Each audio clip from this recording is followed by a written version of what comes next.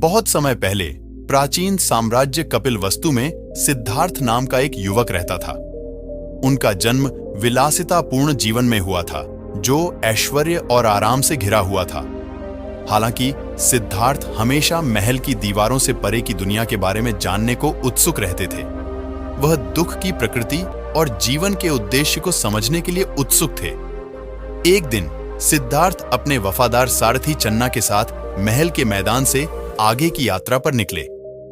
जैसे ही वे पास के जंगल में गए, सिद्धार्थ को जीवन की कठोर वास्तविकताओं का सामना करना पड़ा। एक कमजोर बूढ़ा आदमी, एक पीड़ित भिखारी और एक दुखी विधवा। इन मुलाकातों ने सिद्धार्थ के दिल पर गहरी छाप छोड़ी, जिससे उनके भीतर उठे गहन सवालों के जवाब खोजने की इच्छा जागृत हुई। निरंतर आंतरिक खोज से प्रेरित होकर सिद्धार्थ ने अपने राजसी जीवन को त्यागने का फैसला किया।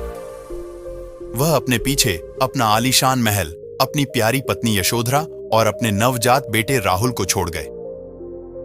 साधारण वस्त्र पहनकर उन्होंने आत्मज्ञान की तलाश में एक भटकते हुए तपस्वी के रूप में अपनी यात्रा शुरू की। मानव पीड़ा के मूल कारणों को समझने की कोशिश में सिद्धार्थ वर्षों तक कठोर ध्यान में डूबे रहे। वह अल्प भोजन पर रहते थे और तपस्वी जीवन की कठिनाइयों को सहन करते थे। हालांकि अपने दृढ़ निश्चय के बावजूद उन्हें अपने ज्वलंत सवालों का कोई जवाब नहीं मिला। एक दिन सिद्धार्थ बोधगया शहर के पास नेरंजरा नदी के तट पर पहुंचे। वह क्षीण, कमजोर और निराशा के कगार पर था। जैसे ही वह एक बोधि वृक्ष के नीचे बैठे, उन्होंने एक गंभीर प्रतिज्ञा की। जब तक उन्हें वह सत्य नहीं मिल जाता जिसे वह खोज रहे हैं, तब तक वह ध्यान करेंगे, भले ही इसके लिए उन्हें अपनी मृत्यु ही क्यों न झेलनी पड़े। सिद्धार्थ ने इच्छा और सांसारिक लगाव के अवतार मारा के प्रलोभनों से जूझते हुए गहरे ध्यान में प्रवेश किया। वह अपने मन पर हावी होने वाले भ्रमों और विकर्षणों को पार करते हुए दृढ़ बने रहे। कई दिनों तक चली गहन और परिवर्तनकारी ध्यान अवधि के बाद सिद्धार्थ को ज्ञान प्राप्त हुआ। वह बुद्ध बन गया, जागृत व्यक्ति। अपने नए ज्ञान के साथ बुद्ध ने अपना जीवन दूसरों को दुख से मुक्ति का मार्ग सिखाने में समर्पित कर दिया।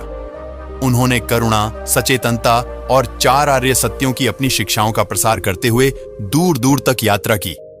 उनके शब्दों ने अनगिनत व्यक्तियों को आत्म खोज और आंतरिक परिवर्तन के मार्ग पर चलने के लिए प्रेरित किया। सिद्धार्थ की राजकुमार से बुद्ध तक की यात्रा की कहानी एक शाश्वत अनुस्मारक के रूप में कार्य करती है कि हमारे जीवन के सबसे अंधेरे क्षणों में भी हमारे पास अपने आंतरिक प्रकाश को जगाने की क्षमता है। जिस प्रकार कमल का फूल गंदे पानी से शुद्ध और बेदाग निकलता है, उसी प्रकार हम भी जीवन की चुनौतियों से ऊपर उठकर अपनी वास्तविक क्षमता और उद्देश्य की खोज कर सकते हैं। बुद्ध की कहानी हमें सिखाती है कि ज्ञान, करुणा और आंतरिक शांति की खोज एक महान और प्राप्य लक्ष्य है।